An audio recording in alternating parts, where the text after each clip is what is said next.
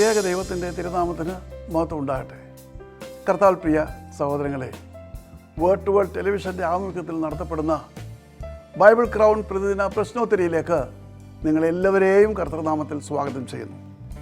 നമ്മുടെ ഇന്നലത്തെ ചോദ്യം, ഏത് പ്രവാചകൻ്റെ അസ്ഥിയിൽ സ്പർശിച്ചപ്പോഴാണ് മരിച്ച വ്യക്തി ഉയർത്തെഴുന്നേറ്റത്? ഉത്തരം ഏലീശ. ഇന്നലത്തെ വിജയി. ഇന്നത്തെ ചോദ്യം, പൗലോസിൻ്റെ ഏത് രോഗത്തെയാണ് അനന്യാവ് സൗഖ്യമാക്കിയത്? ചോദ്യം ഞാൻ ആവർത്തിക്കുന്നു.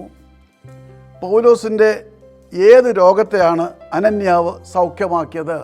വേഗം ഉത്തരങ്ങൾ അറിയിക്കുക, സമ്മാനം നേടുക.